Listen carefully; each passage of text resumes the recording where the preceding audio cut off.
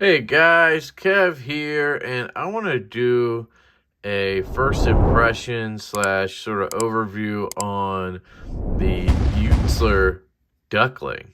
So that Eutsler, and it's DUKling.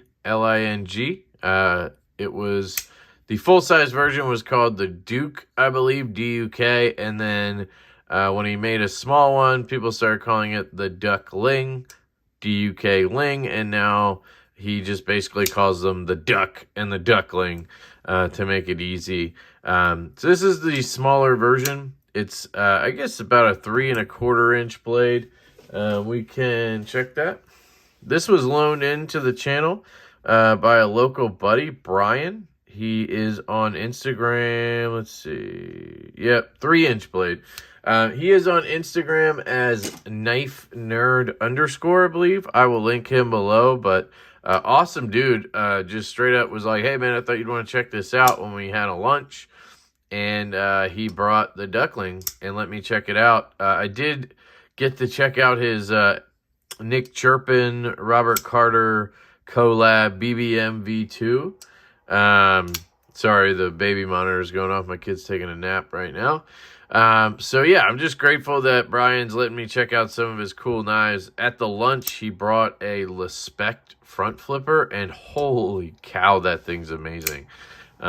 These are expensive knives, guys. I don't know what the table price for these is, probably around $1,000, but secondary market, you know, you're looking at $1,500 or so probably for this knife right here. You can see this beautiful milling pattern right here. You can see this Damascus pivot collar and zirconium clip. There's a little mark on the clip here. I don't know what that's from. I haven't carried this or anything. It just was in a pouch and then went into my knife case. The clip is a tapper, so I obviously hate that. Now, I don't know if you could adjust it from the inside and it would be fine. I did tighten the pivot because there was blade play. I tightened that down, and now there's no play. Action's incredible. Centering's incredible. It does sort of have a vibration through the handle when you close it and open it, and it's when you're not touching the clip. So I don't know if you can hear it.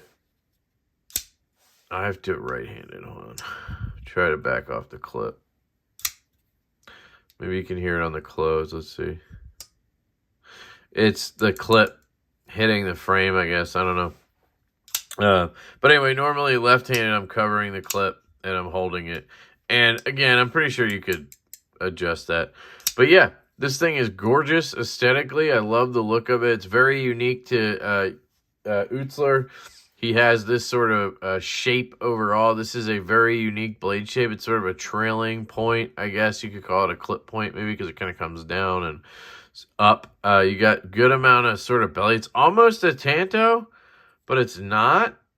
Like, I don't think that edge, yeah, there's no point there, but it almost looks like one, right?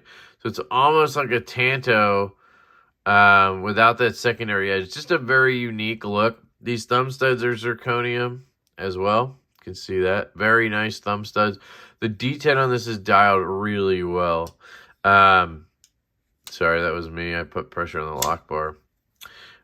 So yeah, aesthetically, it's gorgeous. Ergonomically, I get a full grip back here. So I've seen the full-size duck, but not in person, and yeah, that one might be a little too big maybe, because this fits perfectly in my hand, and you can always choke up onto this flat if you wanted to. It's not really a choil right here, but you could kind of turn this whole area into a choil if you want to, and then you kind of ride down into this swoop right here, or poon spoon, whatever you want to call it. And again, just looks like a Tanto, but doesn't have that tip that I can see. Sorry, I'm harping on that. Oh, and you have a zirconium Damascus backspacer as well. And here's the action on the close. Very smooth. This is after I just tightened it. Centering, dead nuts. These are on bearings, and it just has a very unique, you can see the bearings in there. Maybe, can you see that? There you go. Here's the lockup. Clicks into place very nicely. Very good.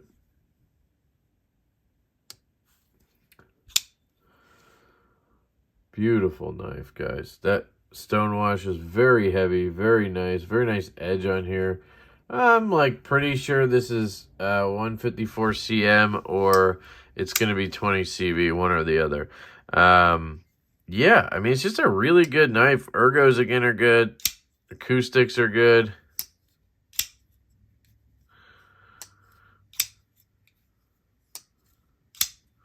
The reverse flick is great. So right-handed, really flies out of there with authority. Left-handed, bang. Feels great. I'm kind of on that clip a little bit. I can even be a little bit in front of it, but it got a little bit tough there. So if I go any higher, it's locked up.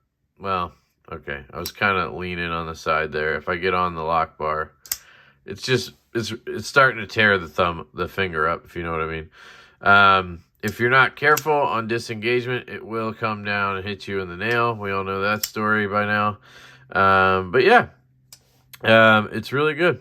I really like this knife. I think it's on skiff bearings. That's what it looks like anyway to me. That detent, man, it just is perfect. Like, it's just the perfect amount. You don't need a lot of pressure, but when it pops, right? I'm not even trying right now. Watch. It just fires out of there. There's no failing this knife unless you're like really trying to do something weird, like push out. If I push up at all, it's going to lock up.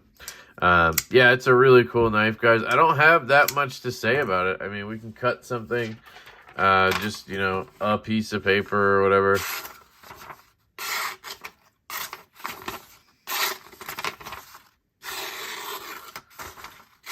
So I'm losing it where that sort of it tails up to the tip.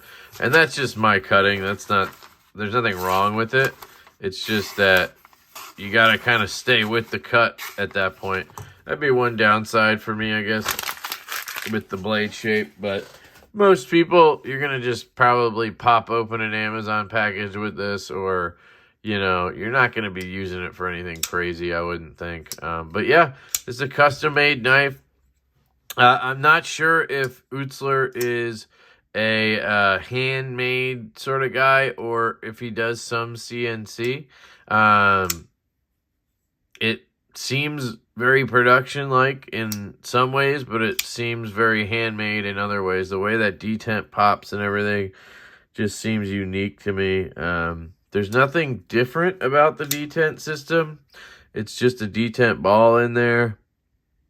There's no nub. There's nothing weird going on, right? Oh, you know what? It might be a flattened detent ball. And that's why you get that sort of poppy break. It does kind of remind me of my Gavco Nurse.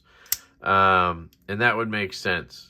Because that's what that flattened detent ball does. It kind of gives it a clean break instead of having a rounded sort of roll out of the detent ball hole. It kind of just pops out, if that makes sense.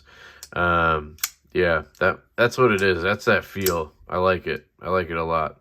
Okay, that's it, guys. Real quick one there for you. The Eutsler DUKling. Big shout out to Brian, Knife Nerd, for letting me check this guy out. I'll get it back to you as soon as I can, buddy. And yeah, I wouldn't mind having one of these at some point. Would I want to go spend $1,500 plus on one? Not right now. I'm not in that area yet, and I don't know if I will be, because I like the precision of production knives. I think, you know, this is really good though. So I would love to own one, but it doesn't like give me the total fizzy wizzies. Like, it's awesome for right now, but I would probably get bored of it in, you know, a couple days. And the blade shape's not really for me because of the tip being so high up. So, I don't know. Those are my excuses for not wanting to spend that much money. Not that this is for sale. This is not for sale, guys. So don't even try that shit. Really, really gorgeous looking knife. And yeah, so I hope you guys have an absolutely fantastic day. I love you all, and I will catch you later.